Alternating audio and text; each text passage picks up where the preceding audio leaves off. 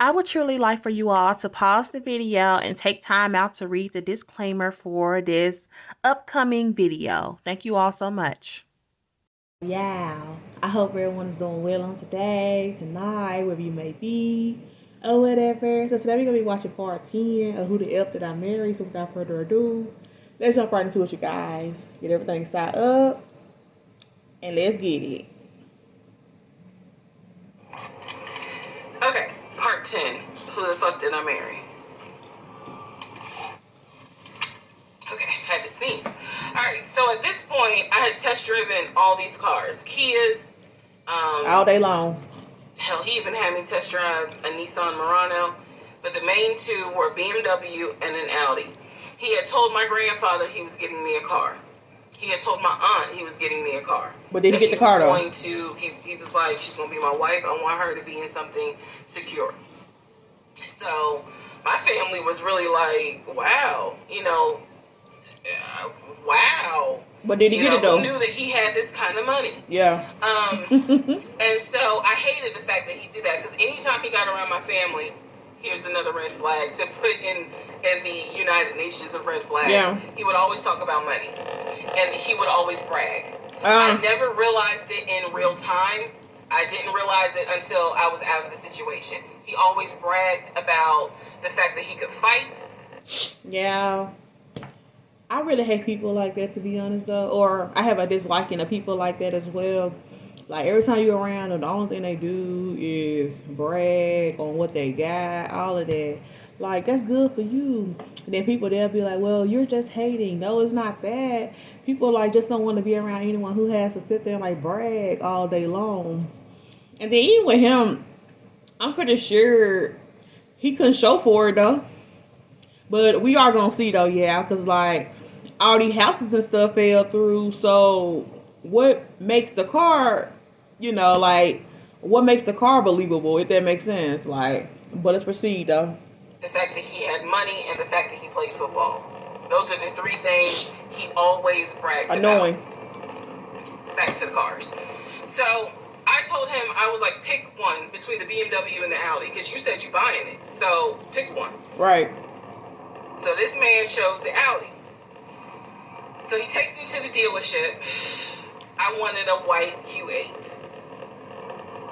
He does give me the printout of how much it's going to cost, tax, tag, and title, to get this Q8. Gentleman who's helping us gives him the printout. He's saying he's going to pay this money for the car out of the savings account that's offshore.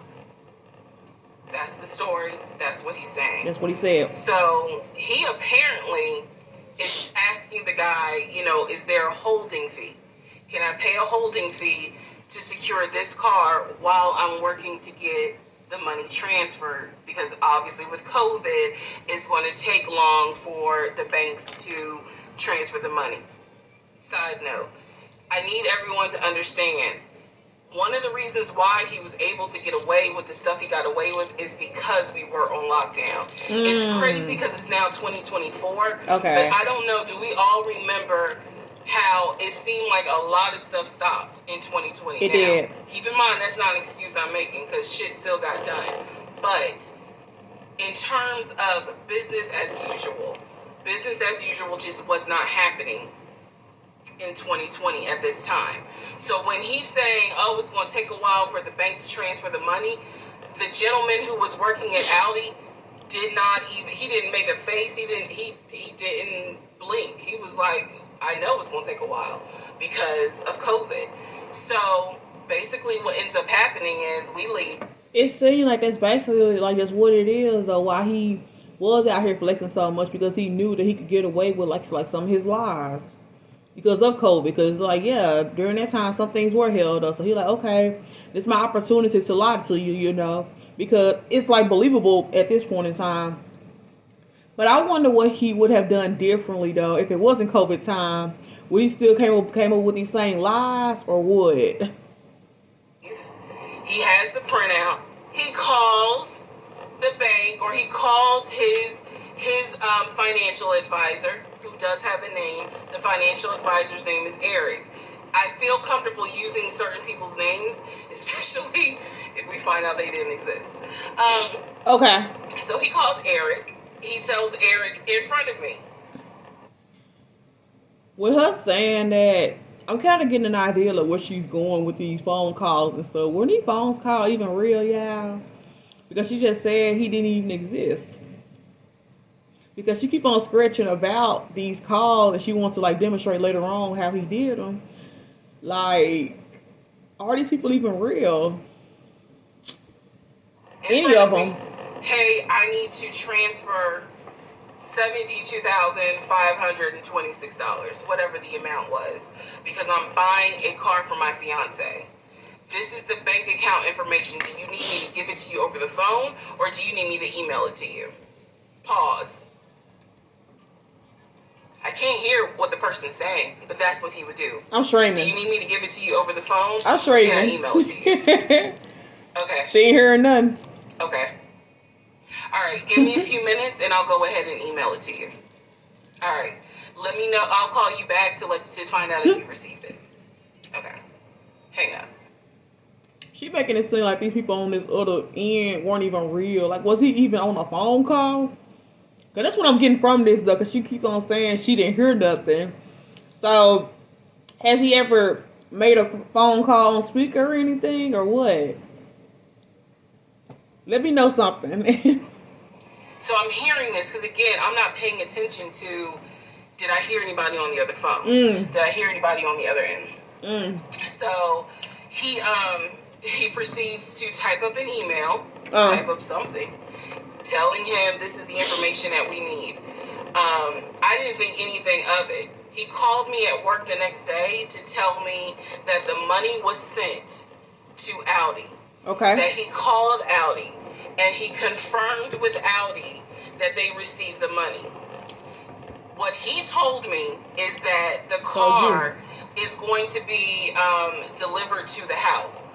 Y'all, it's not that I lived in a hood, because I didn't. Okay. But I did not live in an area of Clayton County where you would have a brand new Audi delivered to your house. Okay. So I remember saying to him, I don't want that car, delivered to the house. Not yet, because I need to put that car in the garage. And my Nissan I only had a one-car garage, so my Nissan was in the garage.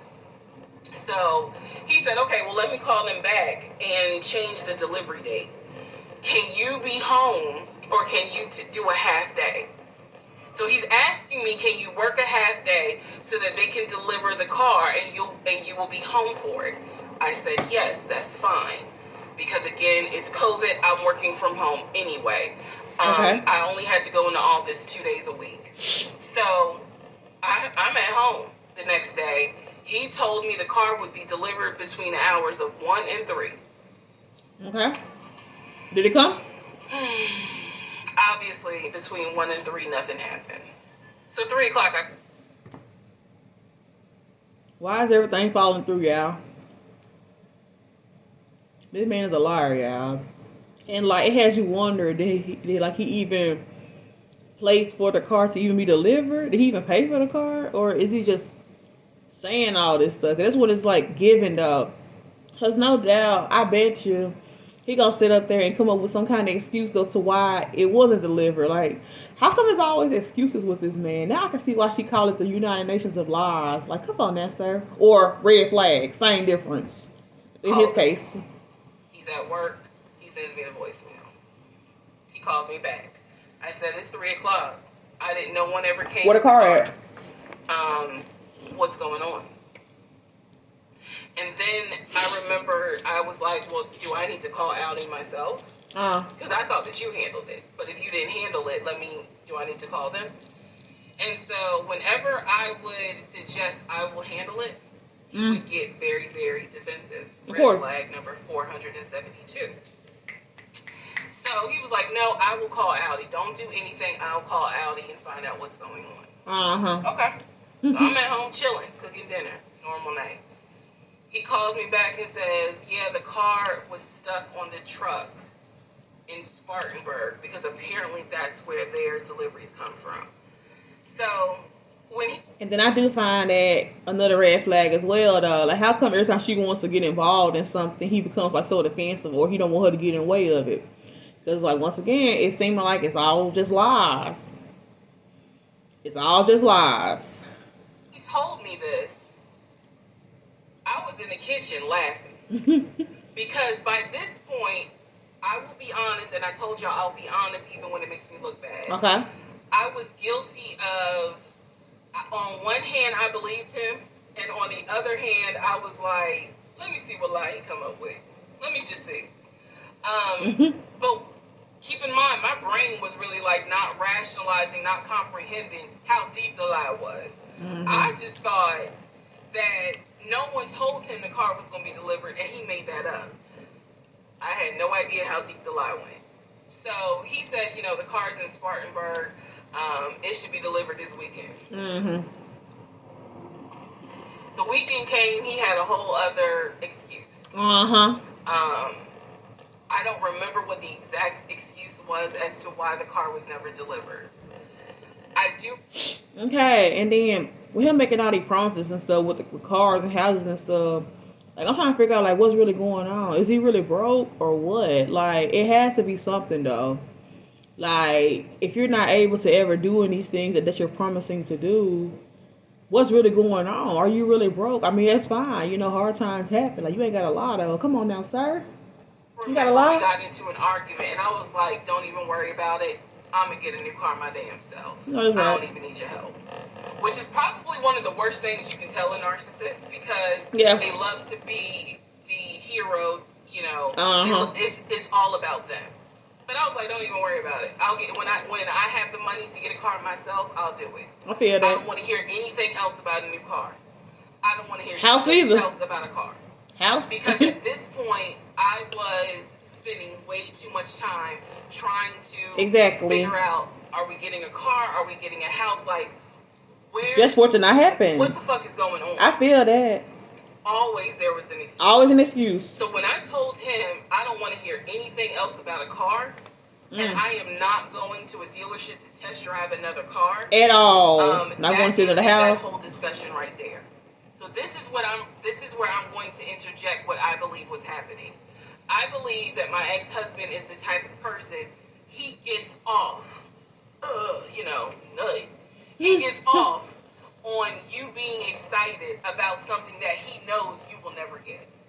So I believe that he enjoyed going to car dealerships. He enjoyed watching me test drive a car and get excited. Knowing you're not going to get it. Knowing I was not going to get it. I just said that. Knowing you're not going to get it. It is the level of cruelty. And again, I'm telling y'all stuff that I found out way later on. It is the level of cruelty that I still cannot comprehend. So the whole issue about the BMW and the Audi, I think he just enjoyed seeing me get excited and then pull it away. Part 11 coming up. Yeah, we are getting down through there at this point. But comment down below and let me know how you all feel about this series so far. And I'll catch you all on the next video. Take care.